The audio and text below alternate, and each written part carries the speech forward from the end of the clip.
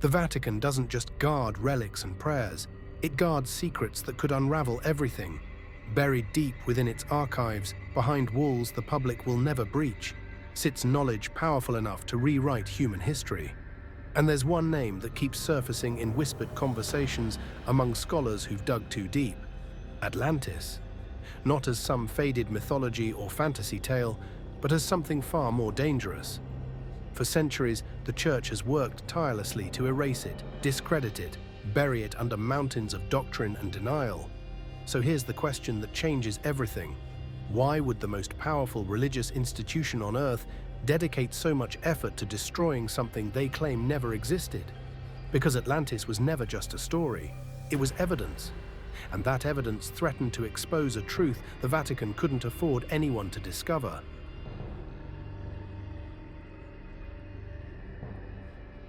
You've heard the name, Atlantis, the lost civilization that vanished beneath the waves. Most people know it from Plato, the Greek philosopher who wrote about it over 2,000 years ago in his dialogues Timaeus and Critias. He described it with unsettling precision. An island nation beyond the pillars of Heracles, more advanced than anything in the known world, a society that mastered architecture, agriculture, and governance before mysteriously collapsing in a single day and night. But here's the part they conveniently skip. Plato didn't write Atlantis as a cautionary tale or philosophical metaphor. He presented it as history, passed down from Egyptian priests through Solon, one of Athens' most trusted lawmakers. He gave coordinates. He described its rings of water and land, its temples, its systems, and its collapse. So if it was just fiction, why did he bother with such meticulous detail? This wasn't an allegory meant to teach a lesson about hubris. This was documentation of something that actually happened. And when Christianity rose to power, the Church Fathers couldn't ignore it. The ancient world was filled with stories, gods, and civilizations that didn't fit the biblical timeline, and Atlantis was chief among them. Augustine of Hippo, one of the most influential theologians in Christian history, made it brutally clear in City of God. Pagan myths were not just false, they were dangerous. They pulled people away from the singular truth of Genesis, suggested other origins, other histories, other sources of divine knowledge that didn't flow through the Church's carefully constructed narrative. Atlantis wasn't dismissed as fiction, it was branded heresy, a rival to biblical authority that had to be destroyed. And if you represented a rival to the Church in those days, you didn't just get ignored, you got erased. So ask yourself, why would a religious institution dedicate centuries of effort to obliterating a story they claimed never happened? What were they really afraid of? What truth about humanity's past was so threatening that it had to be buried under layers of condemnation and silence?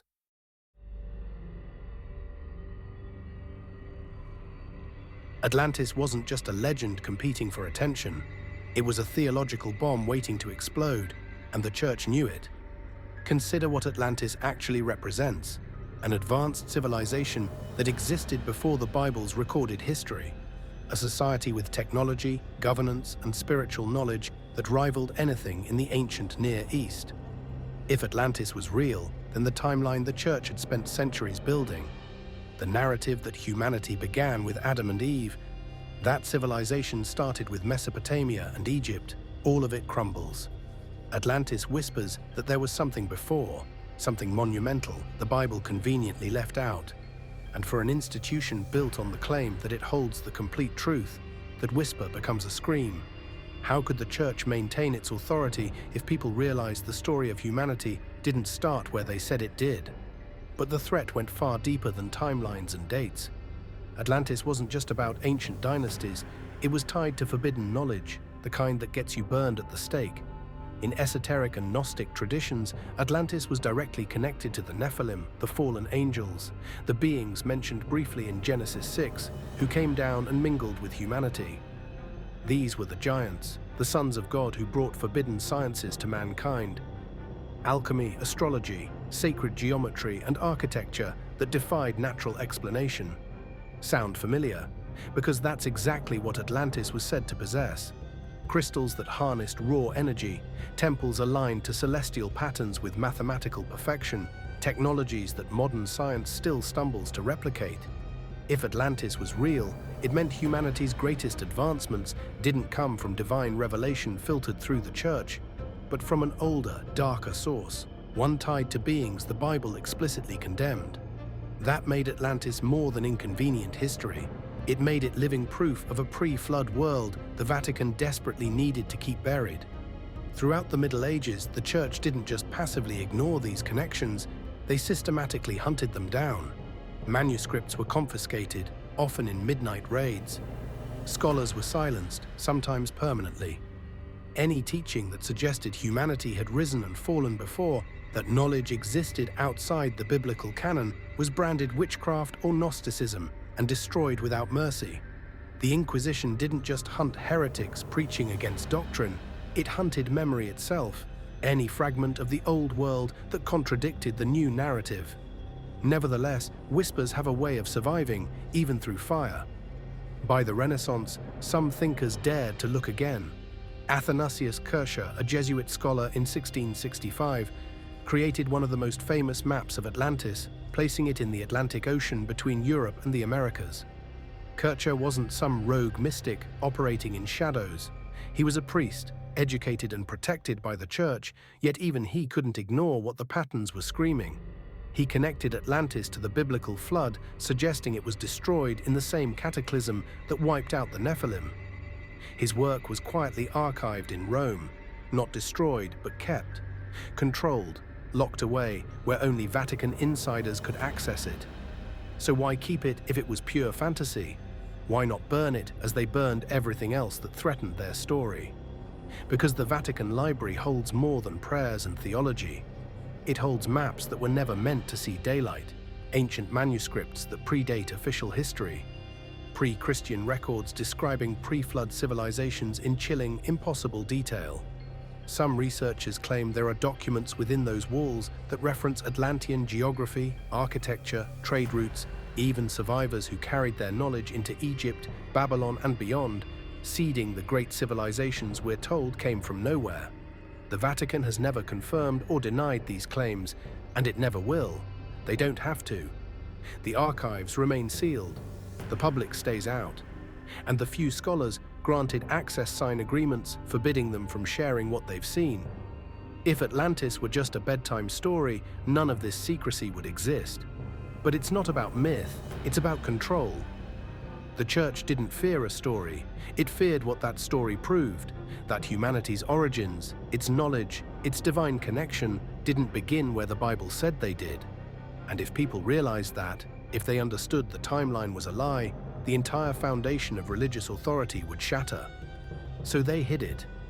Not because Atlantis was false, but because it was unbearably, dangerously true. If you're starting to see the pattern here, if you're realizing how deep this really goes, then subscribe and turn on notifications, because the Vatican's secrets don't end with Atlantis.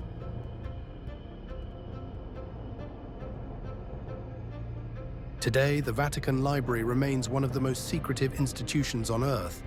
Over 75,000 manuscripts, thousands of ancient texts, and access. Severely restricted. Scholars must apply months in advance, often with specific justifications for every document they want to see. Requests are routinely denied without explanation. And even when access is granted, researchers are monitored, their findings controlled, their discoveries filtered through Vatican approval before publication. So what's hidden in there that requires this level of secrecy?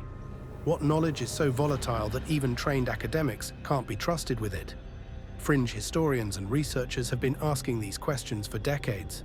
Some claim there are maps within the Vatican vaults that show Atlantis not as myth, but as charted territory. Ignatius Donnelly, in his 1882 work, Atlantis, the Antediluvian World, argued that Atlantis was the mother civilization, the original source from which all others sprang. He claimed survivors didn't just vanish. They fled to Egypt, Mesoamerica, and the Mediterranean, carrying the knowledge that built the pyramids, Stonehenge, the temples of South America, structures we still can't fully explain with modern technology.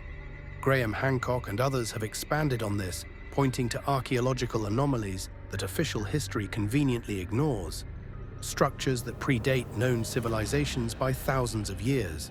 megalithic sites aligned with astronomical precision that modern engineers openly admit they couldn't replicate. If the Vatican has records confirming these connections, documents proving humanity's story is older, stranger, and far more advanced than we've been taught, would they ever release them? Not a chance, because this stopped being about faith a long time ago. Now it's about power, pure and simple. The Vatican isn't just a religious authority anymore. It's a political fortress, a financial empire, an informational monopoly that spent 2 millennia positioning itself as the gatekeeper of truth. If it admitted that it had deliberately hidden or suppressed knowledge of a pre-biblical civilization, every doctrine, every teaching, every historical claim it ever made would collapse under scrutiny. Atlantis isn't just dangerous because it rewrites history. It's dangerous because it exposes the foundational lie, that we've been told the complete story, that we've been given all the knowledge, that the institutions we're supposed to trust have been honest from the beginning. And if Atlantis was hidden, what else sits in those archives? What other civilizations, technologies, cosmic truths are locked away, deemed too destabilizing for the masses to know? The Vatican doesn't protect faith, it protects the narrative, and Atlantis is the crack that threatens to bring the whole structure down.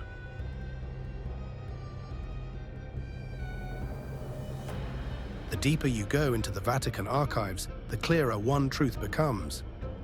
To the Church, Atlantis was never just a lost civilization. It was the original sin of knowledge. The moment when divine beings crossed a line they were never meant to. Within medieval demonology, the Vatican preserved descriptions of entities who sound eerily familiar to the gods and sages said to have ruled Atlantis. The Watchers of the Book of Enoch, angels who descended to earth and shared forbidden knowledge, mirror the Atlantean priest kings who wielded powers that blurred the line between human and divine. The Church officially condemned the Book of Enoch, removing it from biblical canon. But its ideas never died. They were folded into theology under a darker name, demons. These fallen angels weren't cast out for simple rebellion. They were punished for teaching humanity. The forbidden sciences they revealed, metallurgy, astronomy, enchantment, healing through vibration and light, were the same skills attributed to the Atlanteans in esoteric lore. Both groups met the same fate, divine annihilation by flood. Different names, same story. It's no coincidence that early church theologians described the pre-flood world as a place of perversion through knowledge. To the Vatican, Atlantis wasn't a myth. It was the prime example of what happens when mortals ascend too close to heaven. The Atlantean downfall became the archetype for Lucifer's fall, a civilization that sought to become gods without permission from God. But some whisper the Vatican went even further. That deep within its archives lie untranslated grimoires and censored texts, hinting that fragments of Atlantean knowledge survived. These weren't labeled Atlantean anymore. They were renamed forbidden arts, carefully hidden under the study of demonology, where their study could be controlled, never practiced. Imagine the horror of church inquisitors realizing that the same geometry used in exorcisms mirrored the sacred mathematics of Atlantean temples, that the same symbols carved into cathedrals were once etched into pre-flood altars. The deeper you look, the more the line blurs between religion and remembrance. Perhaps that's the greatest secret of all. The Vatican didn't destroy Atlantis's knowledge. It absorbed it, renamed it, and buried it behind ritual and Latin liturgy. The power once used to build cities that reached the stars became the power to build a church that reached for souls.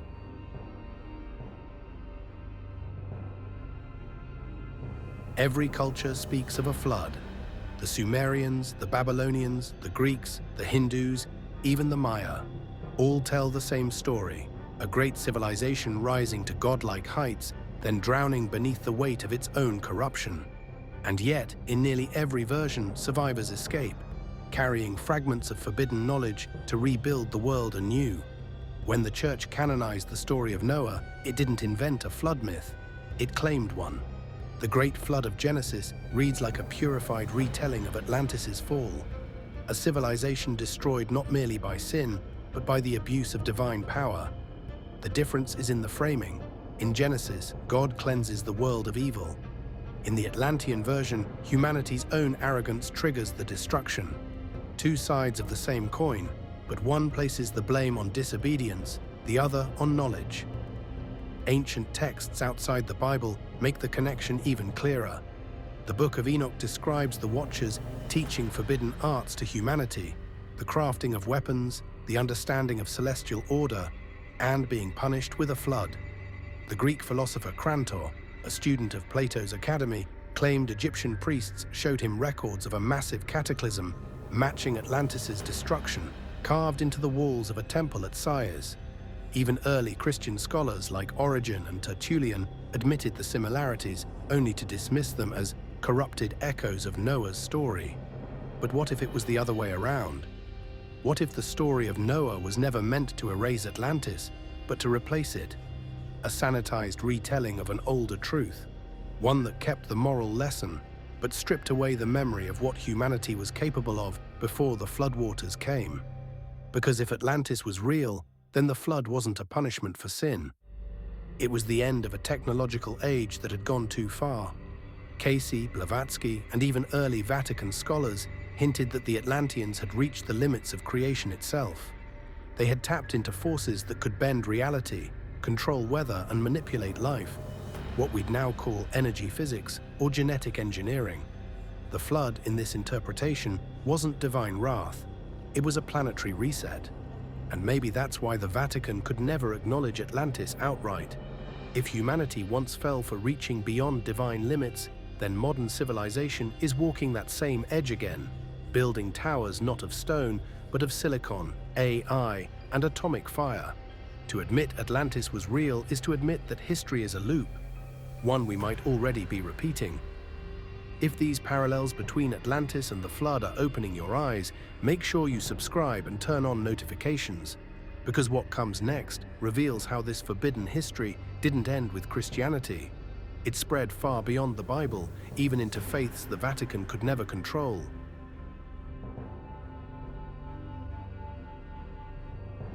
The story of Atlantis didn't die with the Greeks or the Church.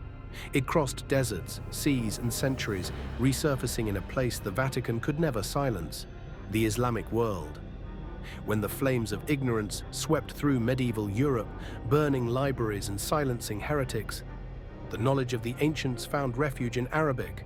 While Rome was locking manuscripts behind Vatican walls, scholars in Baghdad, Damascus, and Cairo were translating them, preserving fragments of civilizations the Church had condemned as myth. Among those fragments were whispers of a lost world drowned by divine wrath. Islamic historians never used the name Atlantis, but they spoke of civilizations that sound eerily familiar. In the writings of al-Masudi, often called the Herodotus of the Arabs, we find descriptions of an ancient kingdom that existed before the flood, a place of immense knowledge and power, swallowed by the sea for its arrogance. Ibn Arabi, the Sufi mystic, wrote of Ad and Thamud, races that mastered sacred geometry and the manipulation of natural forces, only to be annihilated when they turned from divine order.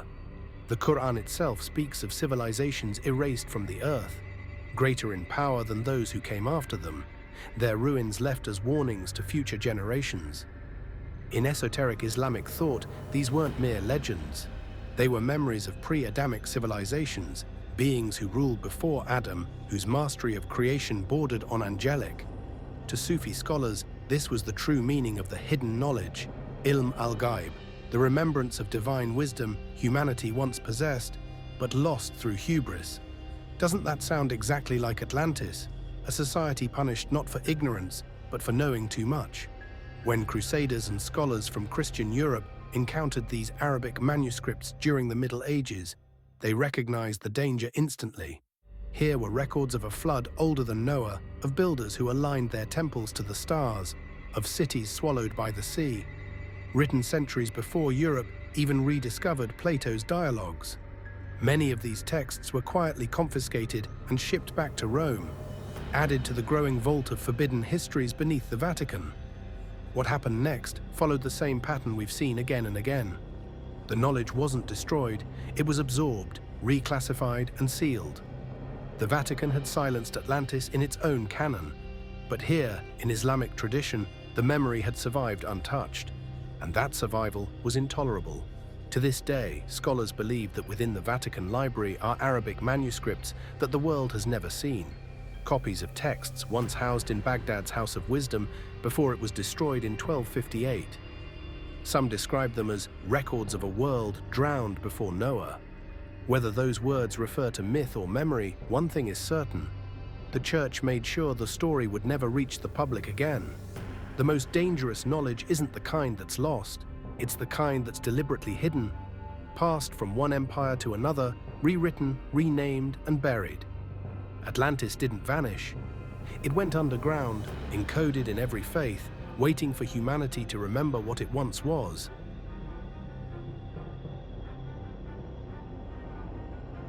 All roads lead back to the same buried truth. From Plato's Greece to the deserts of Arabia, from the halls of Alexandria to the catacombs of the Vatican, one story keeps re-emerging, rewritten, retranslated, but never erased. A story of a civilization that rose to the heights of the gods and fell beneath the weight of its own knowledge. The Vatican's greatest secret may not be that Atlantis existed, but that it never truly disappeared. The Church inherited its ashes, its symbols, its sciences, and then disguised them as religion. Look closer at the architecture of Rome, domes that mirror the geometry of Atlantean temples, columns aligned to solar cycles, sacred ratios embedded in cathedrals that echo the mathematics of Giza. The very structures built to honor divine authority whisper the language of the civilization they were meant to suppress. Because what if the Vatican didn't destroy Atlantis? What if it became it? A continuation of the same knowledge, hidden behind the veil of doctrine, geometry reborn as holy architecture, vibration disguised as liturgy, and the ancient science of the soul repackaged as salvation. Consider this: the Vatican's obsession with relics and sacred bones mirrors the Atlantean belief in energy stored within matter. The Church's insistence on hierarchical mediation between humanity and God echoes the Atlantean divide between the children of the Law of One and the sons of Belial, the eternal struggle between those who would share divine knowledge and those who would control it. The more you look, the more the parallels align like constellations over the ruins of history. Even modern science, in its quiet rebellion, is beginning to rediscover what the ancients already knew. That consciousness itself is a creative force, that geometry governs energy, that reality bends under the weight of awareness. These were the principles that once built Atlantis, the truths buried beneath centuries of theology and censorship. The Vatican feared Atlantis not because it was heresy, but because it was memory, proof that humanity's connection to the divine was direct, intrinsic, and unstoppable. If the Church had admitted that Atlantis was real, it would have had to admit that the story of humanity was never about salvation from sin. It was about remembering what we were before the flood, before the rewriting, before the silence. That's why they buried it. Not because they hated truth, but because they feared what would happen when humanity remembered it. Now, as knowledge once again spreads faster than it can be contained, as old secrets resurface in ruins, texts, and digital archives, the cycle threatens to repeat. The waters are rising, not of flood, but of awakening. The question isn't whether Atlantis will rise again, it's whether we'll recognize it when it does. Atlantis was never just a myth that the Vatican dismissed. It was a history they worked to erase, because acknowledging it meant admitting that humanity's story doesn't begin where the Church said it did, that knowledge and power existed outside their control, that the foundations of their authority were built on selective memory, not complete truth. The forbidden history of humanity isn't lost. It's locked away, guarded, controlled. And the Vatican holds the key. If you believe Atlantis was real, or that the Church has been hiding more than prayers, drop your thoughts in the comments. And if you consider Atlantis was the only ancient civilization the Vatican buried, you're not ready for what they did to Babylon. Watch that next. Hit subscribe and turn on notifications so you don't miss what's coming, because these secrets only get darker from here.